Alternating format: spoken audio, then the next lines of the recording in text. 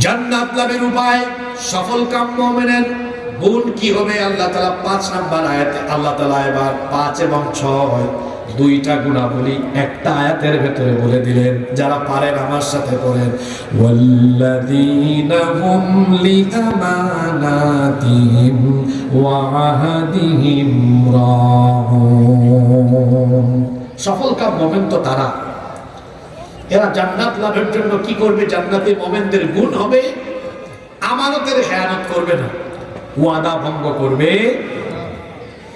আমানতের খেয়ানত আর ওয়াদা খেলাফ করে এটা মুমিনের স্বভাব না, এটা হলো মুনাফিকের স্বভাব।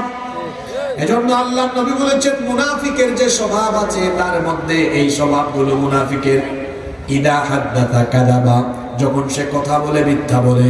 ওয়া ইদা ওয়াদা আখলাফা, যখন সে ওয়াদা করে ওয়াদা ভঙ্গ করে। ওয়া ইদা তুমিনা খানা, তার কাছে আমানত রাখা হলে আমানতের খেয়ানত করে। আমানতের খেয়ানত করা যাবে না। এখন প্রশ্ন হতে পারে, হুজুর আমানতটা কি রকমের হতে পারে? আমানত তো অনেক ধরনের হতে পারে। মনে করেন আপনি একটা প্রতিষ্ঠানে দায়িত্ব পালন করেন, এই দায়িত্ব আপনার কাছে আমানত। আপনি যদি দায়িত্ব সুচারুভাবে সুন্দরভাবে পালন না করেন, আমানতের খেয়ানত হয়ে যাবে। ঠিক তেমনি ভাবে এই যে মাহফিলে আমরা যারা দায়িত্ব পালন করছি এটাও আমানত। ঠিক তেমনি ভাবে জনগণের দায়িত্ব পালন করা, দেশে রাষ্ট্রে দায়িত্ব পালন করা, সেটাও আমানত। দায়িত্বে যদি অবহেলা করে, আপনি যদি কোথাও 2 নাম্বারই করেন, সেটা হয়ে যাবে আমানতের খেয়ানত। মুমিন কখনো আমানতের খেয়ানতকারী হবে না।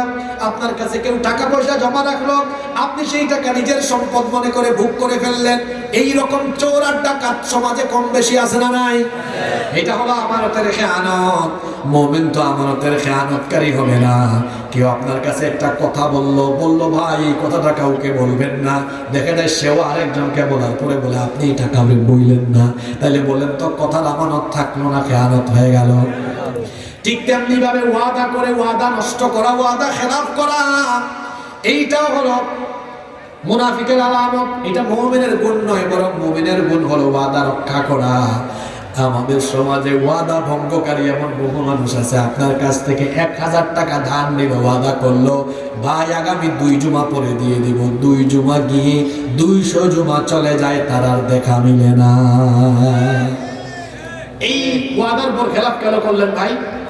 আপনি দিতে পারছেন না, ওনার কাছে যান, গিয়ে বলেন আমাকে আরো কিছু সময় দেন, দিয়ে দিব।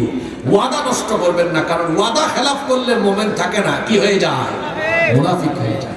তাহলে সফল কাম মুমিন, জান্নাতি মুমিনের 5 এবং 6 নাম্বার গুণাবলী আমরা জানলাম।